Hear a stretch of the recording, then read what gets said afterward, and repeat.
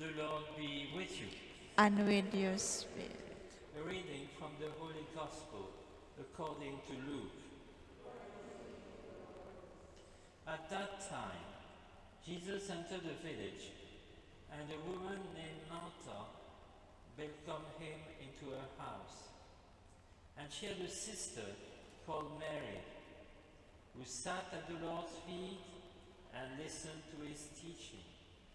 But Martha was distracted with much serving, and she went up to him and said, "Lord, do you not care that my sister has left me to serve alone? Tell her then to help me." But the Lord answered her, "Martha, Martha, you are anxious and troubled about many things, but one thing is necessary. Mary has chosen the good portion, which will not be taken away from her." The Gospel of the Lord.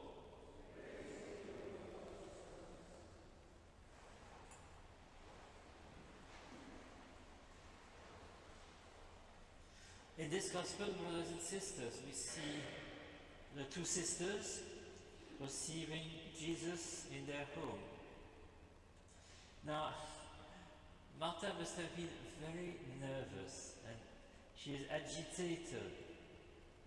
Maybe, I don't know, she's late or Jesus came without any notice, I don't know. She's very nervous. She's nervous to the point that she corrects Jesus. Maybe she's not aware of that, but she does correct Jesus. "Lord, do you not care that Mary is not helping me doing the service?" Of course, the service is important, you all know that, but it's not essential. And that's the point of the Gospel. It is Jesus who is important. Listening to him, all the more so that the sisters don't see him very often. It is the measure of love. When you love, the person you love comes first. You know, when you have children that fall in love, it happens sometimes. Well, they are together in the park. For the marriage, it's a little more nuisance. And they are late. They come late for lunch or for dinner or whatever because they love one another. It's not that they talk too much because you love, what can you say but "I love you"? Well, yes, it is the one you love that comes first and that is important. And then comes the service. You remember that little sentence in the Gospel which was so important, which goes so well with the Gospel of today? "I don't call you any more servants, but friends."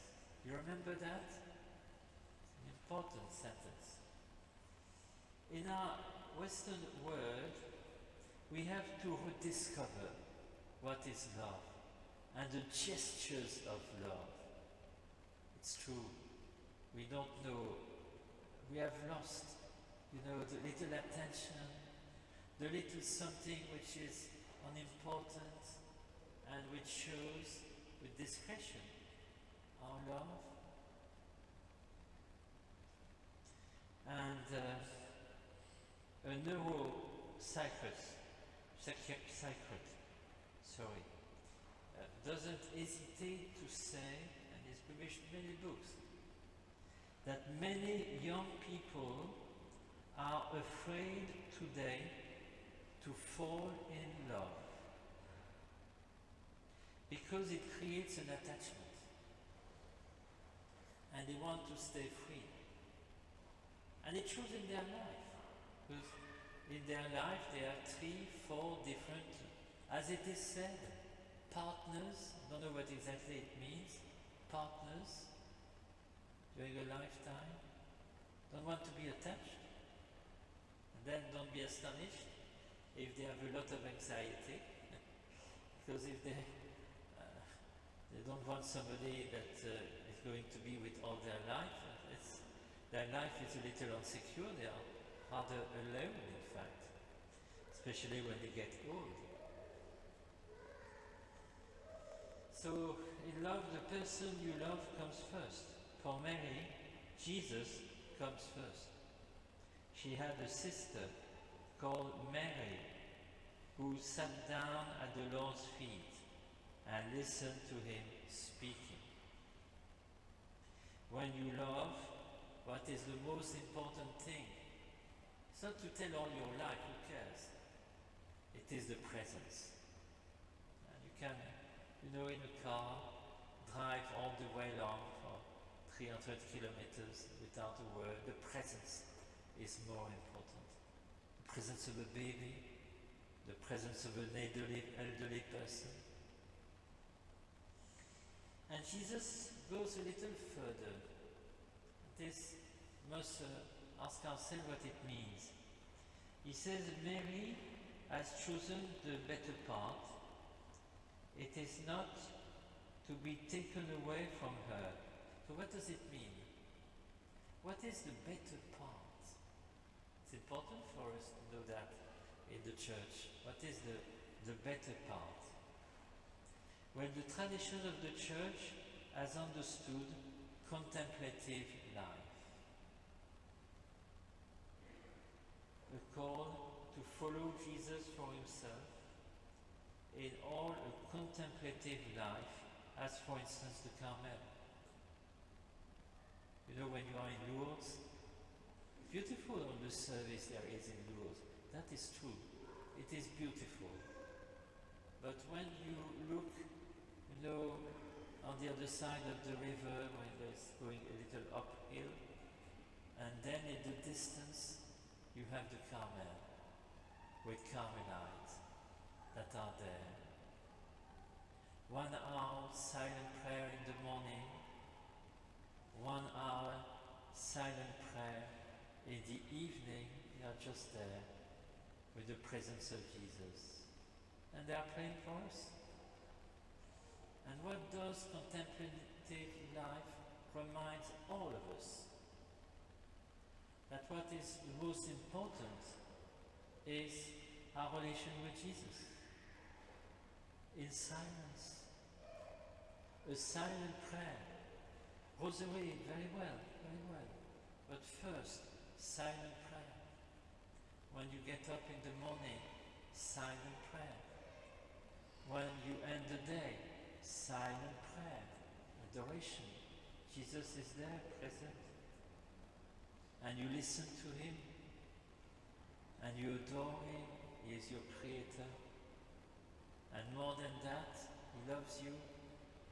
He gave his life for you, and you are in his presence. Let us always remember that.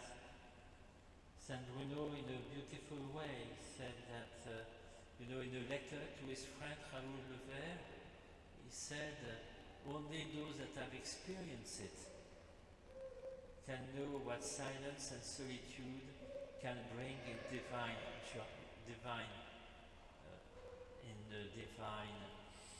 joy to the one who experiences it. All the monasteries that there are some in England, Henry VIII, there are not all that many, there are still some, and there are a lot on the continent, are there to remind us that the primacy of contemplative life, and in our own life, the importance and primacy of this silent prayer, silent colloque we have with Jesus in the morning and in the evening. Amen.